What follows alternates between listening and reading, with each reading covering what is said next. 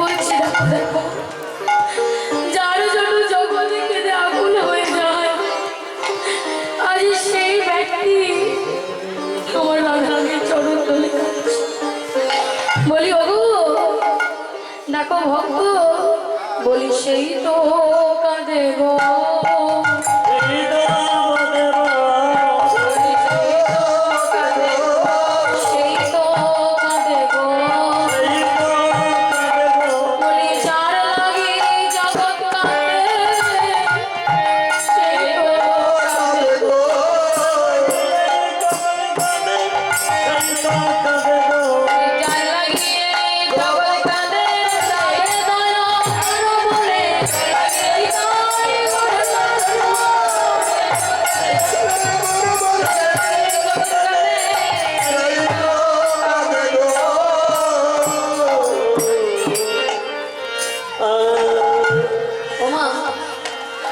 আমার গোবিন্দ রাধারানীর চরণ দুখানি ধরে কাঁদলে তবু আমার রাধারানীর মান গেল, এত গাঢ় মান করেছে মা,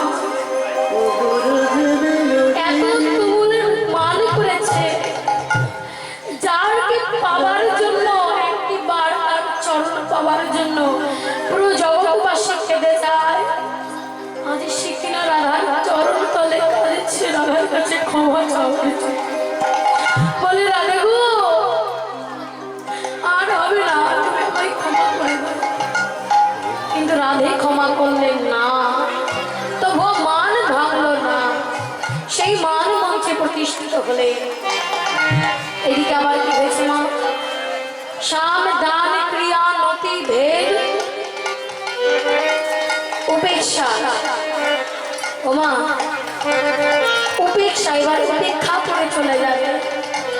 এবার গোবিন্দ দেখছেন না এ কান্নাকাটি করে এ নারী ভুলবার নারী নয়, একে এক কাজ করতে হবে, উপেক্ষা করে চলে যেতে হবে।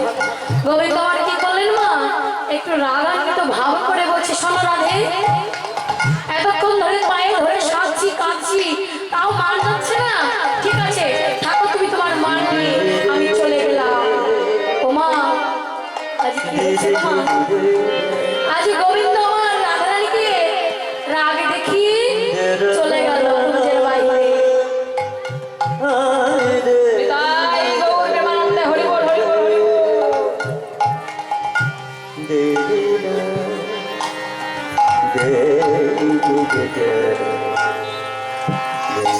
মা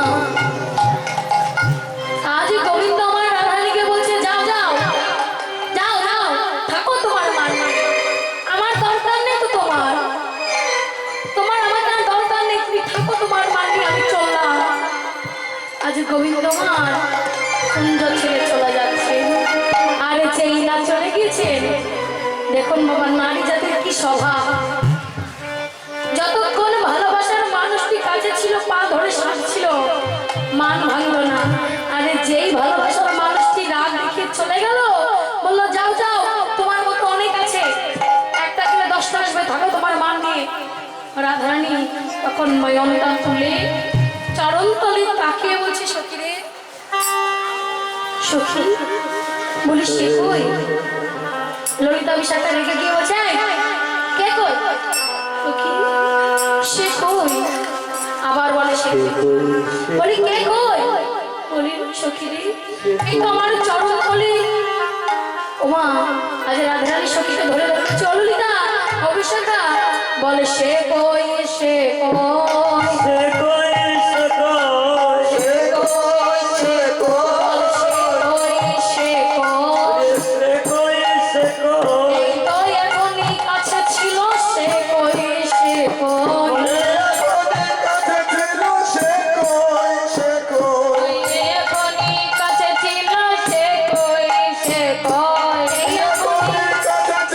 সে কই সে কই, এখন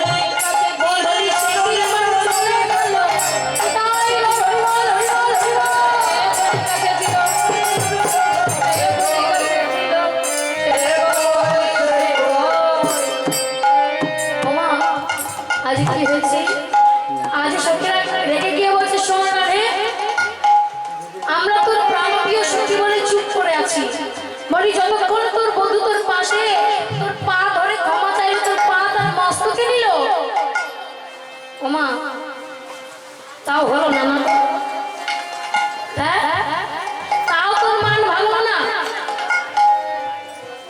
বলি এই রাধে রাধে বলি তোর কি একটু কষ্ট হলো না ওমা আজ আমার গোবিন্দ চলে গেছে চলে গিয়েছে তো আর কি হয়েছে মা আজ রাধারানী বলছি সখীরে সে বুঝি চলে গেছে বলি চলে যাবে না কতবার বললাম রাধারে পানে পানে পানে পা তো মিলি না একবার বললাম সখী চা গিয়ে দেখ একবার বধুর পানে আর একবার বললাম সখী বধু তোর পায়ে বসে আছে তুই পাটা সরা পানে আর একবার বললাম ওরে সখী যা বসগা বধুর বাম পানে একবার গিয়ে বসতি তাহলে বধুয়ার জিত না ওমা এবার আমার গোবিন্দ যে না রাধারানী মান ভেঙেছে দেখেছে গোবিন্দ আবার এসেছে আবার গোবিন্দ দেখে আমার রাধারানী মান মঞ্চে প্রতিষ্ঠিত হলেন আমার গোবিন্দ হলেন এইবার আমাকে কর্ম করতে হবে কেমন কর্ম না যে কর্ম দাঁড়ায় যে কর্ম আমি কোনোদিন করি না আমি তো রাখাল আমি কোনোদিন পুরোহিতের কর্ম করিনি বাবা তো আমাকে এবার পুরোহিতের কর্ম করতে হবে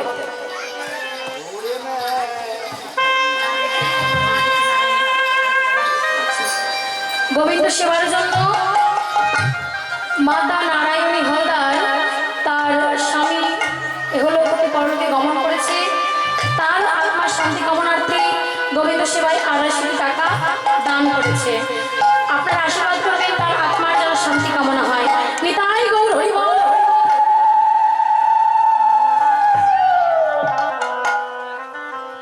ওমা এইবার আমার গোবিন্দ কি করেছে পুরোহিত সেজেছে মা পুরোহিত সেজে আজ আমার গোবিন্দ কি করেছে না চণ্ডী পূজা করছে আর সকলকে ডাকছে শোন শোন বলে এই তোরা কি চণ্ডী পূজা দেখবি হ্যাঁ তোরা দেখবি যদি আয় তোরা দেখবি যদি আয় মান চণ্ডীর পূজা করে রসিক শেখর শ্যাম রায় তোরা দেখবি যদি আয় তোরা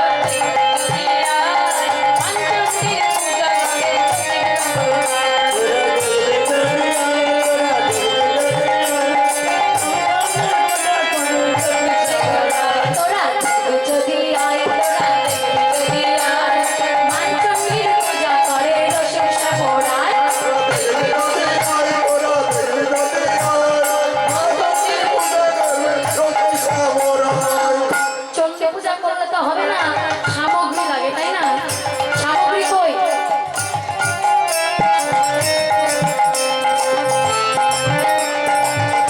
তোমার সামগ্রী কই গো চণ্ডী পূজা যে করবো সামগ্রী লাগবে তো সামগ্রী তো নাই কি লাগবে চণ্ডী পুজোয় ওমা বললেন চণ্ডী পূজার জন্য যে সব সামগ্রী লাগে গোবিন্দ কি করলেন চণ্ডী পূজার জন্য প্রথমে লাগে জবা ফুল তাই না রক্ত জবা ফুল লাগে দুর্বা লাগে বেলপাতা লাগে আর ফলমূল যা লাগে লাগে বাবা তা বলে তো ফলমূলের অভাব নেই গোবিন্দ ফলমূল ছিঁড়ে নিয়ে এসে রেখেছে আর কি দিয়ে পূজা করছে মা করতালে জবা ফুল রসগোল্লা বিল্ল ফুল করতালে জবা ফুল করতালে জবা ফুল রসগোল্লা বিল্ল ফুল করতালে জবা ফুল রসগোল্লা বিল্ল ফুল নয়ন গঙ্গা বয়ে যায় তোরা যদি তোরা যদি মান চণ্ডীর পূজা করে রসিক শ্যামরায় তোরা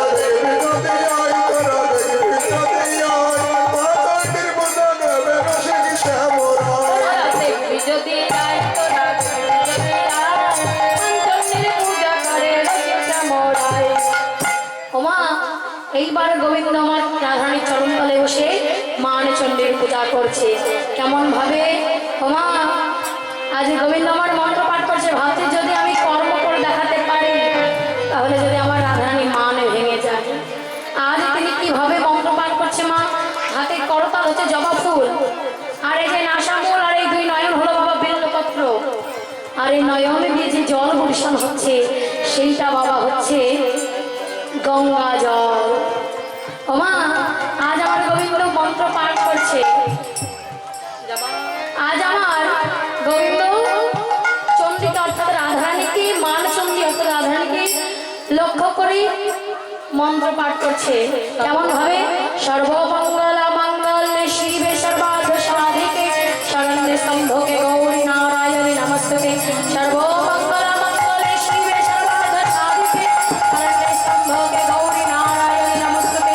ইয়া দেবী সর্বভূতেষু মাতৃরূপেণ সংস্থিতা নমস্তস্যৈ নমস্তস্যৈ নমস্তস্যৈ নমো নমঃ। ইয়া দেবী সর্বভূতেষু মাতৃরূপেণ সংস্থিতা নমস্তস্যৈ নমস্তস্যৈ নমস্তস্যৈ নমো নমঃ। ইয়া দেবী সর্বভূতেষু মাতৃরূপেণ সংস্থিতা নমস্তস্যৈ নমস্তস্যৈ নমস্তস্যৈ নমো নমঃ। ইয়া দেবী সর্বভূতেষু মাতৃরূপেণ সংস্থিতা নমস্তস্যৈ নমস্তস্যৈ নমস্তস্যৈ নমো নমঃ। এরপর কি বলেন? জয়ন্তী মঙ্গলকালী ভদ্রকালী কপালী শিবে সমাধাত্রী সৌহাস্বাধা নমস্তুতে। জয়ন্তী মঙ্গলকালী ভদ্রকালী কপালী দুর্গা শিবে সমাধাত্রী সৌহাস্বাধা নমস্তুতে। মা চণ্ডী পূজা করলেন, মান ভাঙল না। ওই যে যার মান তার সঙ্গে গিয়েছিল, আবার যে আসলো ফিরে আসলো। গোবিন্দ ভাবছেন না, এইভাবে তো হয় না, কি করতে হবে এবার?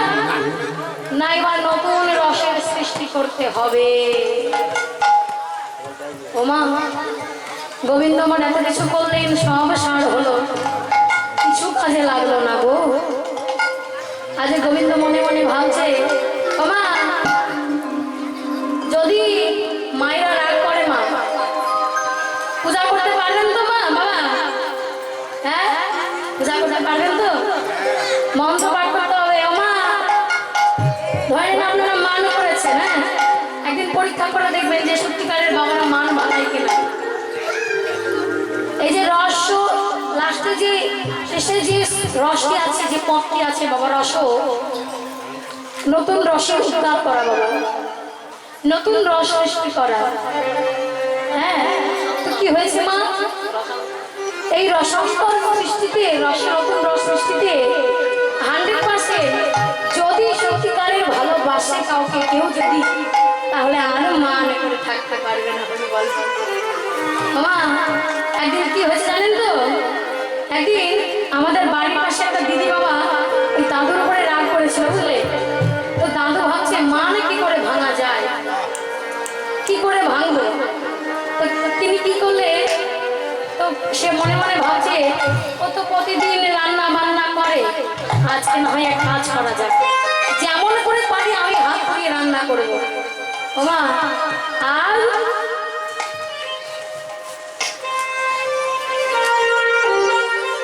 রাধাকৃষ্ণপুর গ্রামের রাজু হালদার, তার পিতা স্বর্গীয় গণপতি হালদার এবং তার স্মৃতির উদ্দেশ্যে 1001 টাকা দান করলেন।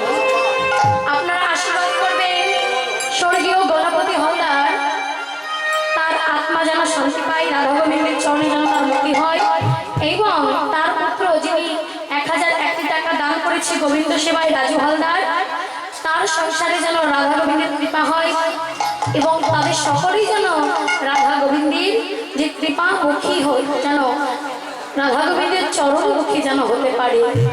রাধা গোবিন্দ যেন তাদেরকে ভক্তি দান করে, কৃপা দান করে। একবার তাদের উদ্দেশ্যে একবার জয়ধ্বনি করুন। তাই আপনারা যে যা দান করবেন এখানে ইউটিউবে এসে থাকবে, আবার দেখতে পাবেন।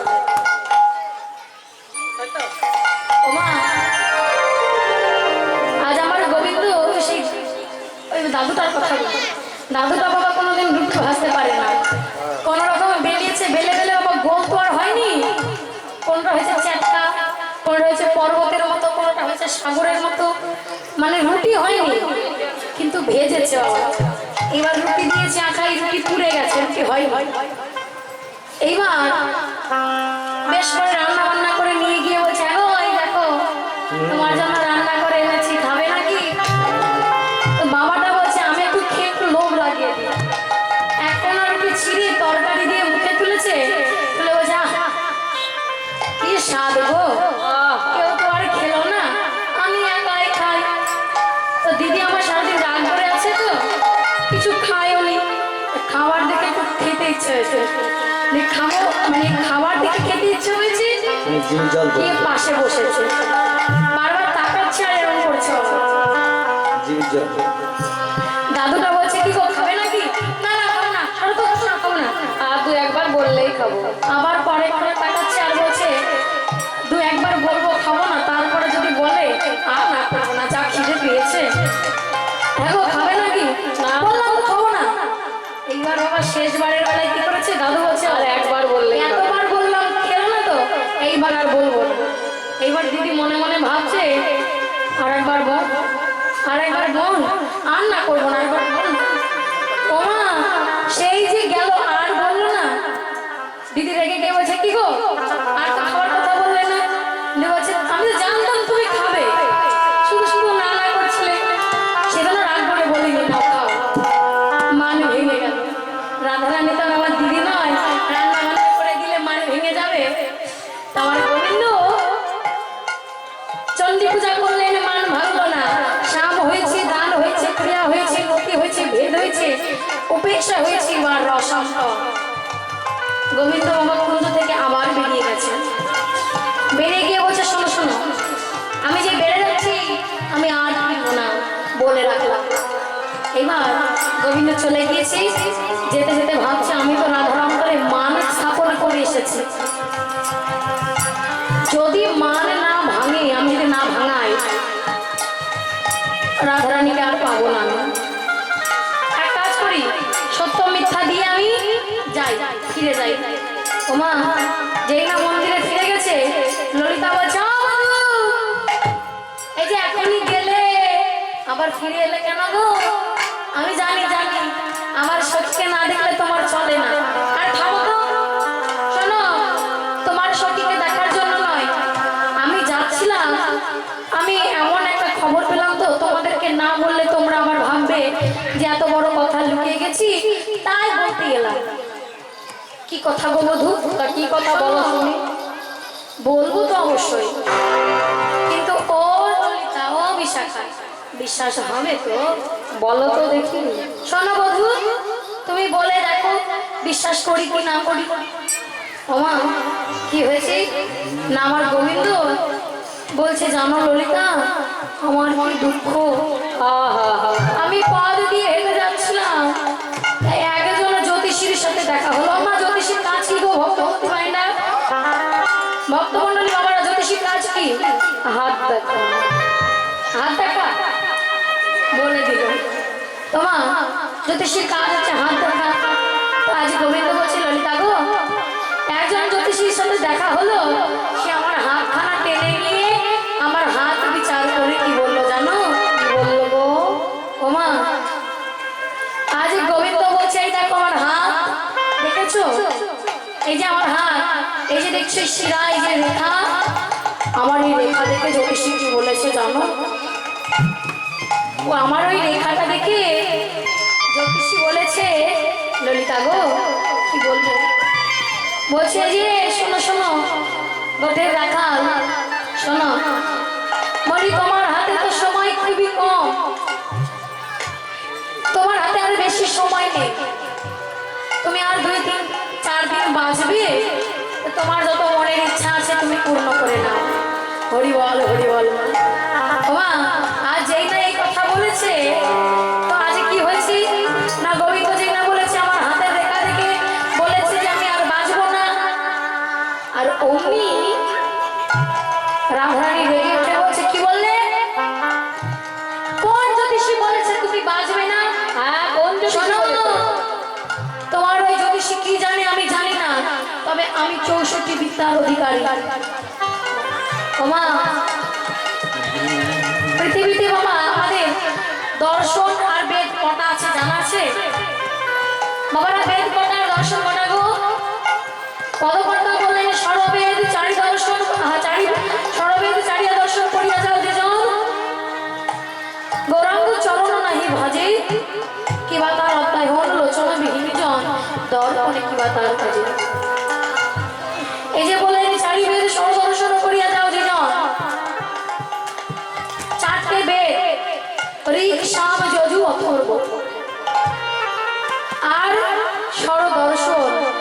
দর্শন আছে, এই যে দর্শন, এই বেদ, শুধু এই বেদগুলো জানলে হবে না মা। যে আমরা পড়াশোনা করছি, অনেক অনেক ডিগ্রি অর্জন করছি, কিন্তু যদি রাধা গোবিন্দ চরণ না ভজি, যদি গৌর চরণ না ভজি, যেমন একটা অন্ধ মেয়েকে যদি আয়না দান করা হয় মা, কি মেয়েটার পক্ষে, অন্ধ মেয়েটার পক্ষে আয়নাটা সঠিক উপহার হলো? আয়না নিয়ে কি করবো, তো চোখে দেখতে পাই না। তাহলে আয়নাটা যেমন তার পক্ষে সঠিক পুরস্কার নয়, তেমনি যে ব্যক্তি বা যেজন শুধু পড়াশোনা করে, গৌর গোবিন্দ ভজন করে না, সাধুগুরু বৈষ্ণবের আশ্রয় করে না, ভক্ত সঙ্গ করে না, তাকে শিক্ষিত বলাটা সমাজের বড় ভুল।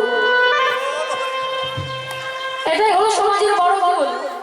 অনেকে বলে না যে ছেলেটা চাকরি পেয়েছে কলেজের প্রফেসর, ও কেন কীর্তনে আসবে? আরে ও প্রফেসর নয়, ও গাধা। কেন না? যদি এই পদটাকে, যদি এই শিক্ষাটাকে না অর্জন করতে পারে, ও নিজেকে শিক্ষা দেবে কি? ও অপরকে শিক্ষা কি দেবে? বলতে পারবে যে এই কারণে আমরা এখানে এসেছি, আমরা কৃষ্ণ ভজবার জন্য এসেছি? ও তো বলবে না, তো নিজেই জানে না, তাহলে তাকে আমরা শিক্ষিত বলবো কি করে? এদিকে আবার বললেন যে যে জন কিছু জানে না, পড়াশোনা জানে না, কিন্তু সে যদি কৃষ্ণ ভক্ত, গৌর ভক্ত হতে পারে। একদিন কি হয়েছে জানেন না? এইরকম আমি কীর্তন করছি, হ্যাঁ, তো এক জায়গায় একটা বাবা ভক্তকে গীতা দান করছে, সকলকে গীতা দান করছে। তো এক জায়গায় দুটি লোক বসেছিল, একটি মূর্খ আর একটি শিক্ষিত, দুজনকে গীতা দিয়েছে। তো মূর্খ লোকটি গীতা পেয়ে খুব আনন্দ পেয়েছে, আর ওই শিক্ষিত লোকটি বলছে, ও হে, এই যে ভাই, বলি তুমি এত হাসছো কেন? তুমি তো পড়াশোনাই জানো না, তুমি হাসছো কেন? বলছে আমি হাসছি কেন জানো? ওই যে ওরা তো জানে না আমি মূর্খ, তাই আমাকে গীতা দিয়েছে, ওরা যদি জানতো তাহলে তো দিত না। ও মা, আজ এই কথা বলতে বলতে মূর্খ লোকটি কেঁদে উঠেছে মা। ও মা, ওই মূর্খ লোকটি কেঁদে উঠেছে, কাঁদছে কেন? ওই শিক্ষিত লোকটি বলছে যে এই যে ভাইয়া, তুমি তো পড়াশোনা জানো না, তাহলে তুমি কাঁদছো কেন? যদি জানতাম যে তুমি পড়াশোনা জানো, গীতার অধ্যায় পড়েছো, পড়ে একটু মনে ভক্তি জেগেছে, তাই কাঁদছো। আজ মূর্খ লোকটি শিক্ষিত লোকটাকে কি জবাব দিল জানো না? বললে যে ভাইয়া শোনো, তুমি গীতা পেয়েছো, এখনো পর্যন্ত দেখোনি গীতাটার উপরে কিসের ছবি দেওয়া আছে, কিন্তু আমি জানি না গীতা পেয়েছি, মূর্খ হলে কি হবে? আমি দেখলাম, কি দেখলাম জানো? দেখো, যে ভক্ত তার জন্য ভগবান কি না করে, যিনি অনাদির আদি গোবিন্দ সর্বকারণের করণা, তিনি এত বিশ্ব ব্রহ্মাণ্ডের মালিক হয়ে বাবা কি করলেন না? ওই যে বাবা ধর্ম কুরুক্ষেত্রের যুদ্ধে অর্জুনের রথের সারথি হয়েছিল কিনা মা? মূর্খ লোকটি বলছে, আরে ভাই তুমি শিক্ষিত হলে হবে কি? তুমি এখনো গীতার উপর তার পাতার যে ছবি, ওটাই ভালো করে দেখোনি। আমি পড়তে জানি না ঠিক, কিন্তু ভাই গো, ওই যে উপরে যে ছবিটি আঁকা আছে, ওই ছবিটি নয়নে দিয়ে আমি বুঝে গেছি যে কোনো সাধারণ ভগবান, একে যদি কেউ কাইমানা মাকে ডাকতে পারে, এই তার জন্য নিজের জীবনটাও দিয়ে দেয়। তাই গৌর, তাই গৌর, হরি বল, হরি বল।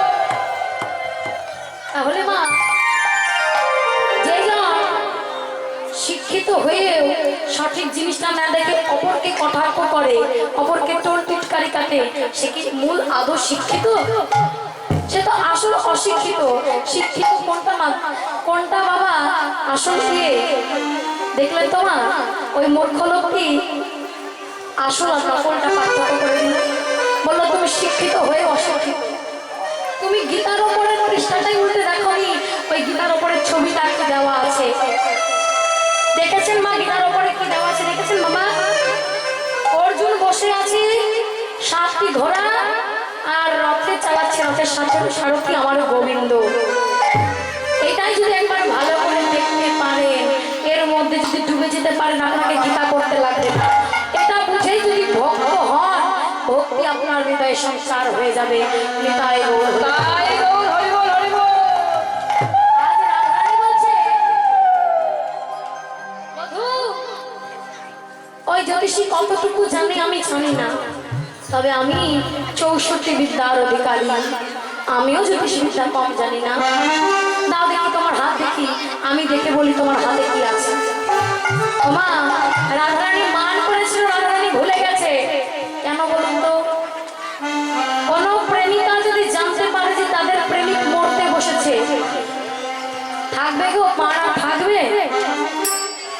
ওমা, আপনারা যদি জানতে পারেন আপনাদের স্বামী আর দুদিন পরে মারা যাবে, কি আপনারা মান করবেন না ওর যত্ন করবেন?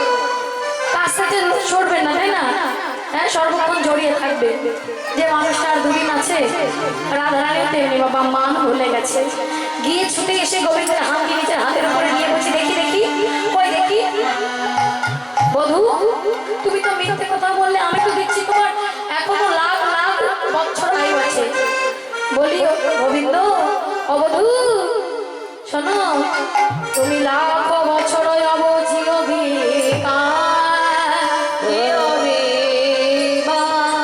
তা না হলে আমি আমার পরমায়ু আমি তোমারে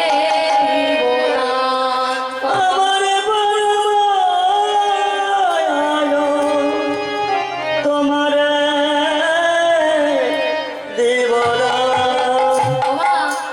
রাধারানী বলছে, বধূ তোমার লক্ষ লক্ষ বছর আয়ু। আর এই কথা যদি না হয়, তবে আমরা যত সুখী আছি, আমাদের যত আয়ু আছে তার অর্ধেক অর্ধেক করে আমি তোমাকে দান করে দিলাম। বলি বধূ, তোমায় দান করিলাম।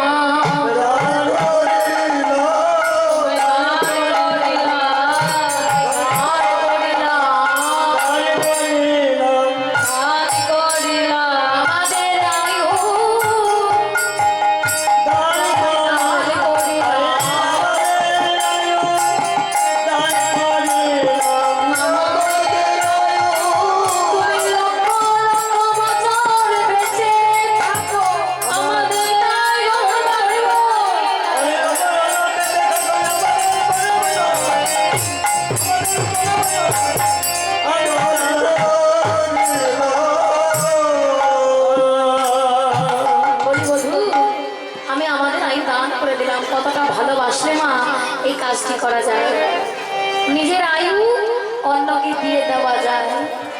ওমা, রাধারানী কিন্তু মনে নেই যে রাধারানী মান করেছে। হঠাৎ সখীগণ রাধা আর গোবিন্দের যে হাতের উপরে যে হাতটি আছে মা, দর্শন করছে আর একে অপরের সঙ্গে তাকাতাকি করছে মা, আর হাসতে, দেখ দেখ চোখে চোখে কথা হচ্ছে, দেখ এই না আমার রাধারানী মান করেছিল, দেখেছিস বধূর মৃত্যুর খবর সময় কেমন ছুটে এসেছে। আজ রাধারানী তাকে বোঝায়, হাসিস কেন? কি হয়েছে রে? ওমা, ললিতা বলছে, ও রাধে একবার চেয়ে দেখ, ওরাই একবার চেয়ে দেখ কি করেছিস। কেন রে?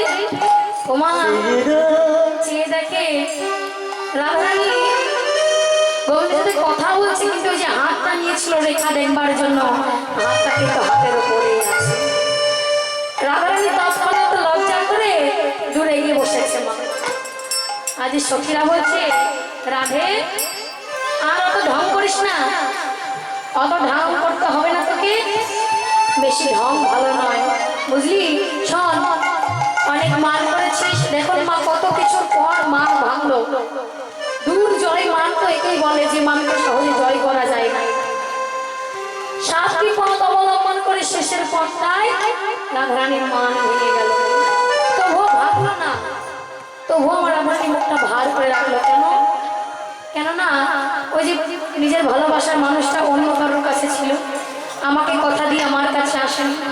আজ ললিতা বিশাখা বলেছে, রাধে রে, অনেকে জ্বালিয়েছিস, আমাদের তাপিকা করার আরো তাপিকা করেছিস, এমনিতে সারা নিশিদিকে বধূর দর্শন পাই না। যা, আমরা তো শুধু বধূর দর্শন চাই না, আমরা ভালোবাসি যুগল চন্দ্র। ওরে রাধে, যা যা মধুর বাক্যগুলি দ্বারা একবার আমরা নয়ন ভরে দর্শন করি। এই শুনে আমার রাধারানী কি করেছে মা, আমার গোবিন্দের বাম পাশে এসে দাঁড়িয়েছে। আর বাম পাশে এসে দাঁড়াতেই আজ সখীরা সকলে মিলে রাধা গোবিন্দকে মাঝখানে রেখে তারা মিলন গান গাইছে।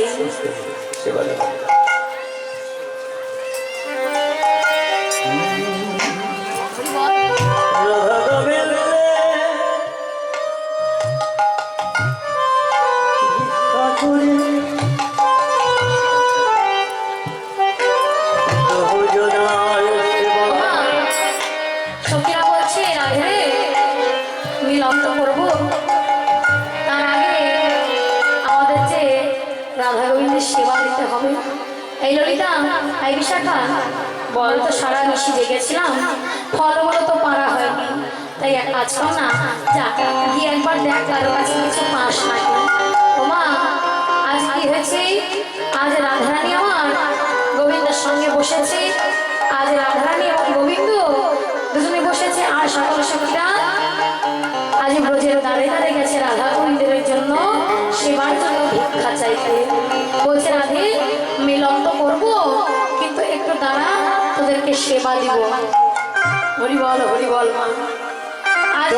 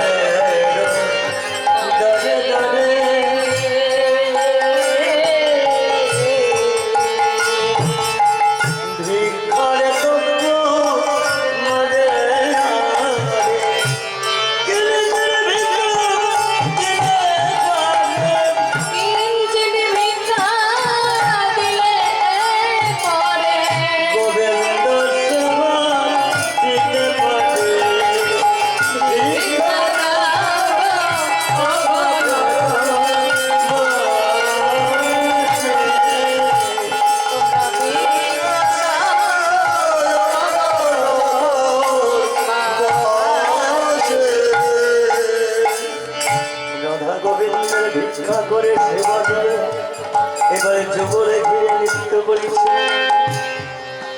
আমার এই দাঁড়ানো নেই সামনে দাঁড়ানো রে তবু দাঁড়া যেন নাই সামনে আমার এই দাঁড়ালো রে